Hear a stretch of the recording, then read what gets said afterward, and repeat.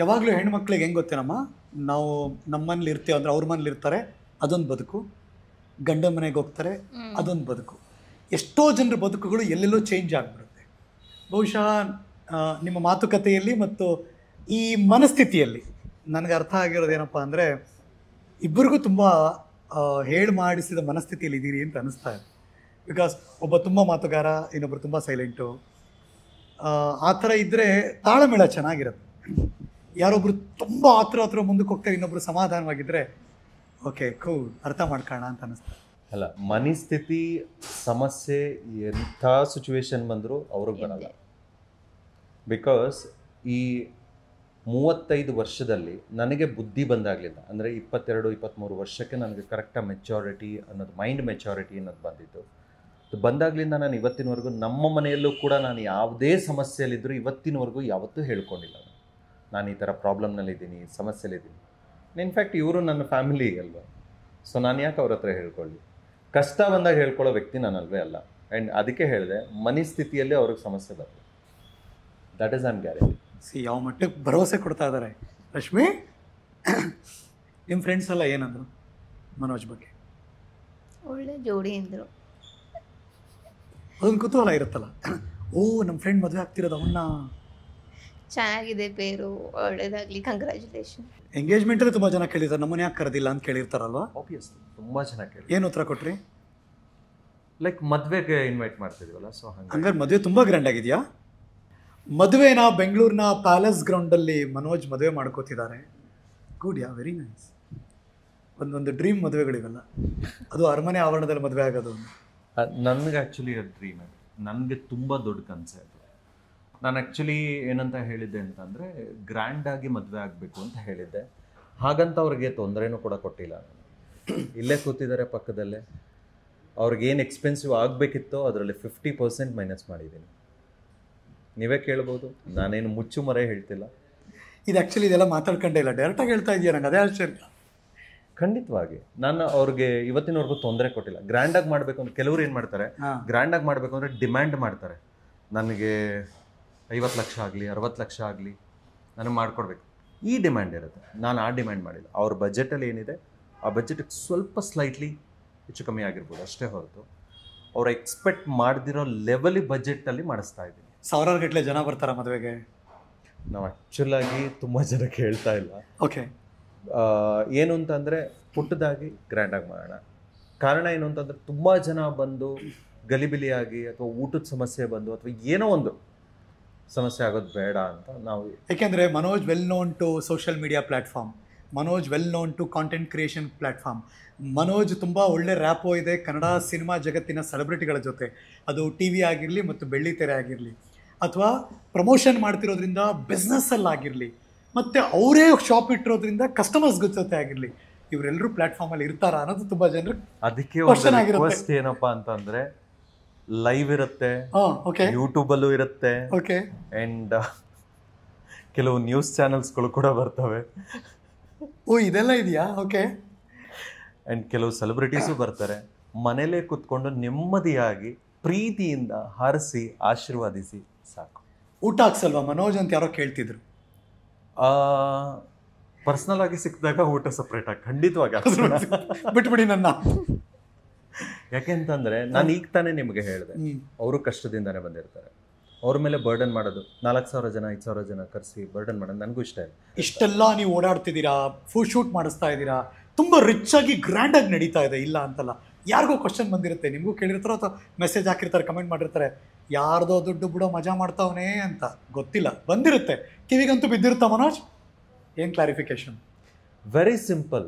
ಯಾರ್ದೋ ದುಡ್ಡು ಯಲ್ಲಮ್ಮನ ಜಾತ್ರೆ ಮಾಡೋದಾಗಿದ್ದಿದ್ರೆ ನಾನು ಅವ್ರಿಗೆ ಬಜೆಟ್ ನೋಡಿಕೊಂಡು ಅವ್ರಿಗೆ ಓಕೆನಾ ಇಲ್ವಾ ಅಂತ ನೋಡಿಕೊಂಡು ಅವ್ರಿಗೆ ತೊಂದರೆ ಆಗದಿರೋ ರೀತಿಯಲ್ಲಿ ಮದುವೆಗೆ ನಾನು ಹೇಳ್ತಿರ್ಲಿಲ್ಲ. ನಾನು ಗ್ರ್ಯಾಂಡಾಗಿ ಮಾಡಿಕೊಡಿ ಅಂತ ಹೇಳಿದೆ. ನಾನು ಅಷ್ಟೊಂದು ಲಕ್ಷಗಳನ್ನ ಖರ್ಚು ಮಾಡಿ ಅಂತಲೂ ಹೇಳಿಲ್ಲ. ಅವ್ರಿಗೆ ಬರ್ಡನ್ ಆಗಬಾರ್ದು ಅನ್ನೋ ಕಾರಣಕ್ಕೆ ಒಂದು ಭಾಗದಲ್ಲಿ ಅರ್ಧ ಭಾಗನ ನಾನು ಮೈನಸ್ ಮಾಡಿ ಇನ್ನು ಅರ್ಧ ಭಾಗದಲ್ಲಿ ಮಾತ್ರ ಮದುವೆ ಮಾಡಿ ಅಂತ ಹೇಳಿದೆ. ಈಗ ಜೊತೆಲೇ ಕೂತಿದಾರಲ್ಲ, she may know very well, ಅವ್ರಿಗೆ ಎಲ್ಲವೂ ಗೊತ್ತಿರುತ್ತೆ. ಫೈನಾನ್ಸ್ ಅಲ್ಲಿ ಇದ್ದಾರೆ, ಅಕೌಂಟ್ಸ್ ಡಿಪಾರ್ಟ್ಮೆಂಟ್ ಅಲ್ಲಿ ಇದ್ದಾರೆ, ಇನ್ನೂ ಪಕ್ಕ ಗೊತ್ತಿರುತ್ತೆ. ಆ್ಯಂಡ್ ಒಂದು ಪ್ಯಾಲೇಸ್ ಗ್ರೌಂಡಲ್ಲಿ ಮದುವೆ ಆಗಬೇಕು ಅಂತಂದ್ರೆ ಎಷ್ಟು ಹಣ ಬೇಕು ಅಂತಲೂ ಅವ್ರಿಗೆ ಗೊತ್ತಿದೆ ಅಲ್ವಾ. ಈಗ ಎಷ್ಟರಲ್ಲಿ ಮಾಡ್ತಿದ್ದಾರೆ ಅಂತಲೂ ಅವ್ರಿಗೆ ಗೊತ್ತಿದೆ. Are you happy? Sure. Yes. Actually ಲೈವಲ್ಲಿ ಕೇಳ್ತಿರೋದು ಇದನ್ನ, ನನಗೆ ಆಶ್ಚರ್ಯ ಇವೆಲ್ಲ ಹಿಂಗೆ ಕೇಳ್ತಿರೋದು ಆ್ಯಕ್ಚುಲಿ. ಖಂಡಿತವಾಗಿ. ಯಾಕೆ ಗೊತ್ತಾ, ನಮ್ಮನೇಲೂ ಹೆಣ್ಮಕ್ಳಿದ್ದಾರೆ. ನಾವು ಮದುವೆ ಮಾಡಬೇಕಂದ್ರೆ ಸಾಲ ಸೋಲ ಮಾಡಲೇಬೇಕು. ಅವರು ಕೂಡ ಸಾಲ ಮಾಡೇ ಮಾಡ್ತಿರ್ತಾರೆ. ತುಂಬ ಬರ್ಡನ್ ಆಗಬಾರ್ದು. ಅವ್ರ ಬಜೆಟ್ಟಿಗೆ ಒಂದು ಸ್ವಲ್ಪ ಜಾಸ್ತಿ ಆಗಿರ್ಬೋದು, 1 ಲಕ್ಷ 2 ಲಕ್ಷ ಹೆಚ್ಚು ಕಮ್ಮಿ ಆಗಿರುತ್ತೆ, ಎಲ್ರಿಗೂ ಆಗುತ್ತೆ. ನಾವು ಯಾವುದಕ್ಕೂ ಅವ್ರಿಗೆ ತುಂಬ ತೊಂದರೆ ಕೊಟ್ಟು ಮಾಡಬೇಕು. ಒಂದು ಮಾತ್ರ ಕಂಡೀಷನಾಗಿ ಮಾಡಿಬಿಟ್ವಿ, ಏನು ಅಂತಂದರೆ ಬಫೆಟ್ ಸಿಸ್ಟಮು ಮತ್ತು ಎಲೆ ಊಟದಲ್ಲಿ ಇನ್ನೂ ವಾದ ವಿವಾದ ನಡೀತಾನೆ ಇತ್ತು. ಓ, ಈಗಲೂ ಕನ್ಫರ್ಮ್ ಆಗಿಲ್ವಾ ಅದು? ಇಲ್ಲ, ಫೈನಲಿ ಬಫೆಟ್ಗೆ ಹೋಗೋಣ ಅಂತ. ಬಫೆಗೆ ಹೋಗ್ತಾ. ಸೊ ಯಾರಿಗೆ ಏನೇನು ಬೇಕೋ ಎಲ್ಲೆಲ್ಲಿ ಬೇಕೋ ಹೋಗ್ಬಿಟ್ಟು ಕೌಂಟ್ರಲ್ಲಿ ಹಾಕ್ಸ್ಕೊಂಡು ತಿನ್ನಿ. ಯಾರಿತ್ತು ಬಫೆ ಸಿಸ್ಟಮ್? ಯಾರ್ದಿತ್ತು? ನಂದು ಆ್ಯಕ್ಚುಲಿ ಬಫೆ ಸಿಸ್ಟಮ್. ಅವ್ರದ್ದು ಬಾಳೆ ಎಲೆ ಬಾಳೆ ಎಲೆ ಹಾಕಬೇಕು ಊಟ ಅಂತ. ಹಾಕಬೇಕು ಅಂತ. ಬಟ್ ಆ್ಯಕ್ಚುಲಿ ಅದರಲ್ಲಿ ಏನು ಸಮಸ್ಯೆ ಆಗುತ್ತೆ ಅಂದರೆ, ತುಂಬ ಜನಕ್ಕೆ ಗೊತ್ತಿಲ್ಲ ಏನು ಅಂತಂದರೆ, ಬಾಳೆ ಎಲೆ ಊಟ ಹಾಕ್ಸುವಾಗ ಎಷ್ಟು ಐಟಮ್ ಇರುತ್ತೋ ಅಷ್ಟು ಜನ ನಿಲ್ಲಿಸ್ಬೇಕು. ಓಕೆ. ಬಫೆಟಲ್ಲಿ ಹಂಗಿರಲ್ಲ, 2 ಐಟಮ್ಗೆ ಒಬ್ಬೊಬ್ರು ನಿಲ್ಸಿದ್ರು ನಡೆಯುತ್ತೆ. ಓಕೆ. ಜೊತೆಗೆ ಅವ್ರು ಯಾರು ಬೇಕು ಏನು ಬೇಕೋ ಹಾಕಿಸ್ಕೊಂಡು ತಿಂತಾರೆ, ವೇಸ್ಟ್ ಆಗಲ್ಲ. ಅದು ಒಂದು ಕಾನ್ಸೆಪ್ಟ್. ಓಕೆ. ಸೊ ರಿಸೆಪ್ಷನ್ಗೆ, ಮದುವೆಗೆ ಎಲ್ಲ ಬಫೆ ಸಿಸ್ಟಮ್ ಇದೆ? ಇಲ್ಲ, ರಿಸೆಪ್ಷನ್ಗೆ ಮಾತ್ರ ಬಫೆಟ್. ಓಕೆ. ಮದುವೆ ಮುಹೂರ್ತಕ್ಕೆ ಏನದು ತಾಲಿ ಹೇಳ್ತಾರಲ್ಲ. ಓಕೆ. ಓ, ಹಂಗೆ ಪ್ಲೇಟ್ ಥರನಾ? ಹಾಂ, ಮಹಾರಾಜ ತಾಲಿ. ಓ, ನಾನು ಹೇಳಿದ್ನಲ್ಲ, ನನ್ನ ಡ್ರೀಮ್ ಅದು ಅಂತ. ಮದುವೆ ಒಂದೇ ಸಲ ಆಗೋದು ಲೈಫಲ್ಲಿ. ಅವ್ರಿಗೂ ತೊಂದರೆ ಕೊಟ್ಟಿಲ್ಲ, ಅವ್ರಿಗೂ ಹಿಂಸೆ ಕೊಟ್ಟಿಲ್ಲ, ಆ್ಯಂಡ್ ನಾನು ಖುಷಿಯಾಗಿ ಅವರ ಕೆಲವರು ಅವಾಗಲೇ ನೀವು ಹೇಳಿದ್ರಲ್ಲ, ಅವ್ರ ಮನೆ ದುಡ್ಡು ನಿನಗೇನು ಅವ್ರು ಖರ್ಚು ಮಾಡ್ತಾರೆ. ಖಂಡಿತ ಇಲ್ಲ, ಆ ಥರ ನಾನು ಯಾವುದೂ ಮಾಡಿಲ್ಲ. ನಾನು ಅದಕ್ಕೆ ಓಪನ್ ಕ್ಲಾರಿಟಿ ಕೊಡ್ತಾ ಇದ್ದೀನಿ. ನಾನು ಅವ್ರಿಗೆ ನಿಜವಾಗ್ಲೂ ತೊಂದರೆ ಕೊಟ್ಟಿಲ್ಲ. ಆ ಮದುವೆ ಮಾಡ್ತಿರೋದು ಬಂದು ಮೋನಿಕಾ ಅಂತ ನನ್ನ ಫ್ರೆಂಡು. ಅವ್ರದ್ದೇ ಈವೆಂಟ್ ಕಂಪನಿ ಇದೆ. ಅವರು ಎಷ್ಟು ಬೆಸ್ಟ್ ಬಜೆಟಲ್ಲಿ ಕೊಟ್ಟಿದ್ದಾರೆ ಅಂತಂದರೆ, ನನಗೋಸ್ಕರ 5 ಲಕ್ಷ ಅವರೇ ಕಡಿಮೆ ಮಾಡಿದ್ದಾರೆ. 5 ಲಕ್ಷ ಕಂಪ್ಲೀಟಾಗಿ ಕಡಿಮೆ ಮಾಡಿದ್ದಾರೆ. ಸೋತ್ರೆ ಮಾತ್ರ ಗೆಲ್ಲೋಕ್ಕಾಗೋದು ಅಂತಾರೆ ದಾಂಪತ್ಯದಲ್ಲಿ ಯಾವಾಗಲೂ ಕೂಡ. ಸುಖ ಸಂಸಾರಕ್ಕೆ ಸೂತ್ರಗಳು ಅಂತೆಲ್ಲ ಹೇಳ್ತಾರೆ. ಏನಾದ್ರು ತಿಳ್ಕೊಂಡಿದ್ದೀರಾ? ಗೊತ್ತಿದೆಯಾ? ಇಲ್ಲ ಸರ್. ಮತ್ತೆ ಹೆಂಗೆ ಸಂಸಾರ ನಡೆಸ್ತೀರಿ? ತಿಳ್ಕೊಂಡು ನಡ್ಕೊಂಡು ಹೋಗ್ತಾ ಇರೋ ಜೊತೆಗೆ. ಅಮ್ಮ ಒಂದಷ್ಟು ಹೇಳಿಲ್ವಾ, ಹಿಂಗಿರ್ಬೇಕಮ್ಮ, ಹಿಂಗೆ ಮಾಡ್ಬೇಕಮ್ಮ? ಇಬ್ರು ಚೆನ್ನಾಗಿರಿ, ಹೊಂದ್ಕೊಂಡು ಹೋಗಿ, ಅಷ್ಟೇ ನಮಗೆ ಬೇಕಾಗಿರೋದು. ಅಲ್ಲಿ ನಮ್ಮಮ್ಮಲ್ಲ, ನಿಮ್ಮಮ್ಮ ಹೇಳಿದ್ದು. ನಿಮ್ಮಮ್ಮ ಏನು ಟಿಪ್ಸ್ ಕೊಟ್ಟಿದ್ದಾರೆ?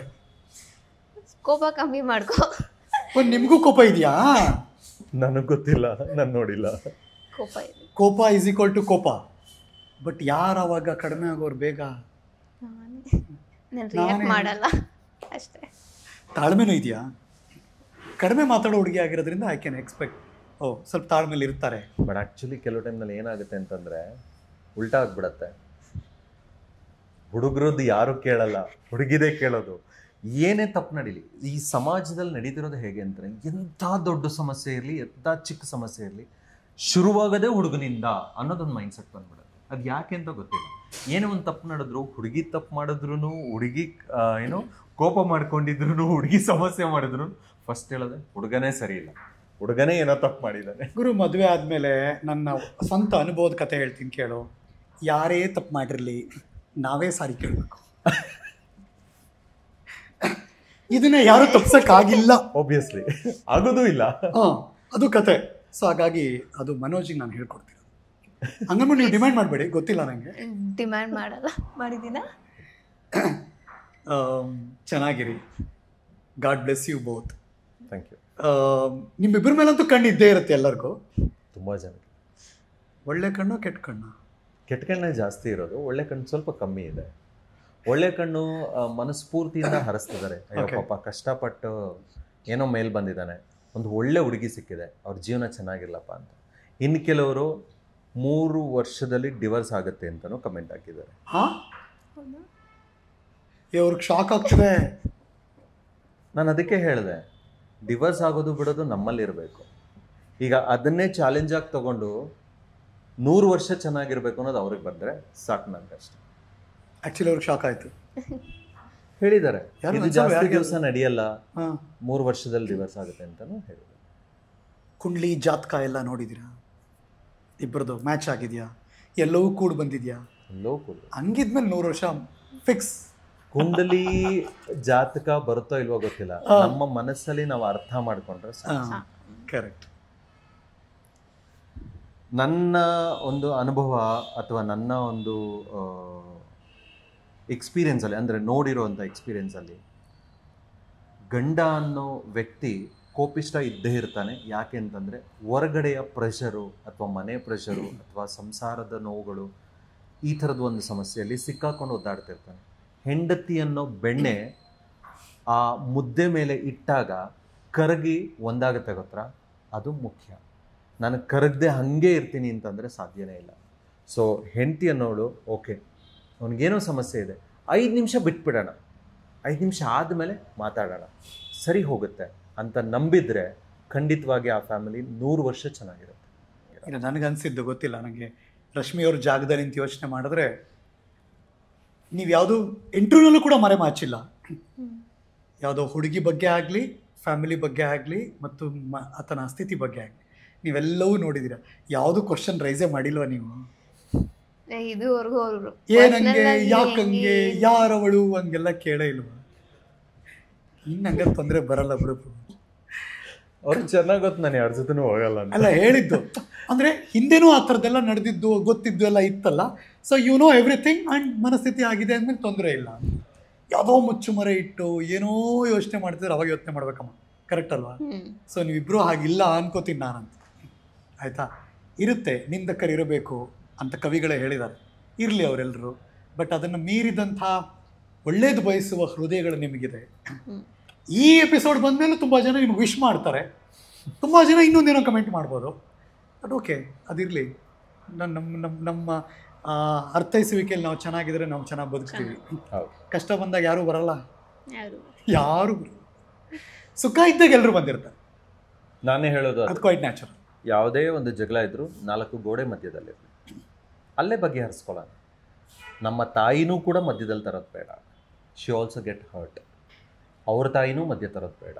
ನಮ್ಮಿಬ್ಬರಲ್ಲಿ ಜಗಳ ಇದೆಯಾ, ಅಲ್ಲೇ ಕ್ಲಿಯರ್ ಮಾಡ್ಕೊಳ್ಳೋಣ. ಬಟ್ ಮದುವೆ ಆದಮೇಲೆ ಅಮ್ಮ ಮಗ ಸೊಸೆ ಒಟ್ಟಿಗೆ ಇರ್ತಾರೆ. ಖಂಡಿತ ಇರಲೇಬೇಕು. ಯಾಕೆಂದರೆ ಅದು ಭಾಗ್ಯಮ್ಮನ ಗುಣ ಮತ್ತು ಮನೆಗೆ ಲಕ್ಷ್ಮಿಯಾಗಿ ಬರ್ತಿರುವಂಥ ರಶ್ಮಿಯವ್ರ ಗುಣನೂ ಆಗಿರುತ್ತೆ. ಒಳ್ಳೇದಾಗಲಿ. God bless you both. ಹೀಗೆ ನಗ್ನಗ್ತಾ ಖುಷಿಯಾಗಿ ಚೆನ್ನಾಗಿರಿ. Thank you.